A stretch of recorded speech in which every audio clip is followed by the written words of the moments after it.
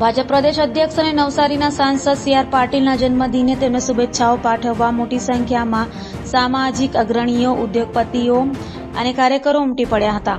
સુરત નવસારી લોકસભા બેઠકના સાંસદ અને ગુજરાત ભાજપ પ્રદેશ પ્રમુખ સી.આર. પાટીલનો આજે જન્મદિન હોય તેમને જન્મદિનની શુભેચ્છાઓ પાઠવવા મોટી સંખ્યામાં ભાજપના નેતાઓ તેમજ હોદ્દેદારો તેમના ઘરે પહોંચ્યા હતા. તો સુરત શહેરના સામાજિક અગ્રણીઓ, ઉદ્યોગપતિઓ પણ સી.આર. પાટીલને શુભેચ્છાઓ પાઠવવા પહોંચ્યા હતા. સાથે ડોક્ટરો અને નર્સિંગ સ્ટાફે પણ સી.આર. પાટીલના જન્મદિવસે શુભકામનાઓ પાઠવી હતી, જેને લઈ સી.આર. પાટીલના ઘરે તહેવાર જેવો માહોલ જોવા મળ્યો હતો.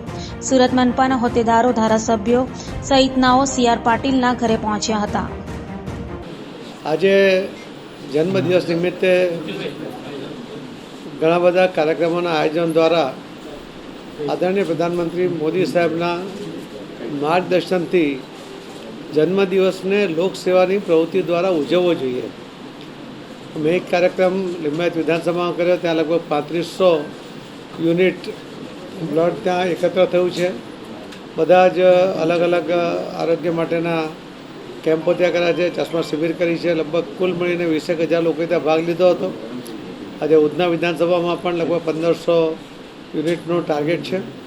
બીજા પણ અલગ અલગ જગ્યાએ નાના મોટા કાર્યક્રમો હોવાને કારણે અમારો આ વર્ષે લગભગ 6,000થી વધુ યુનિટો ભેગા થાય એવો પ્રયત્ન છે. આ લોકસેવાની પ્રવૃત્તિને જન્મદિવસ સાથે જોડવા એટલા માટે કરીએ છીએ કે એનાથી લોકોને ફાયદો થાય.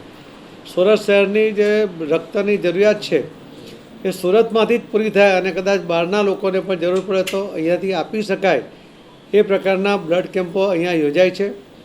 સુરતમાં રક્તદાનનો સૌથી મોટો કાર્યક્રમ વરાછા રોડ પર 22,000 એક જ દિવસમાં બ્લડ ડોનેશનનો કાર્યક્રમ પણ થયો છે. સુરતનો એનો રેકોર્ડ છે. અને એ રીતે સેવાકીય પ્રવૃત્તિ દ્વારા જન્મદિવસ ઉજવવા માટે ભારતીય જનતા પાર્ટીના કાર્યકર્તાઓ પાસે જે અપેક્ષા છે એમાં એક કાર્યકર્તા તરીકે અમે આવા કાર્યક્રમો દ્વારા ટીબી પેશન્ટોને કીટ આપવું, એ કુપોષિત બાળકોને કીટ આપવાની છે, એ રીતે પણ અમને મદદરૂપ થવાનો પ્રયત્ન કરીએ છીએ. આપ સૌના માધ્યમથી હું સૌને ખૂબ ખૂબ આભાર માનું છું. ખૂબ ખૂબ ધન્યવાદ.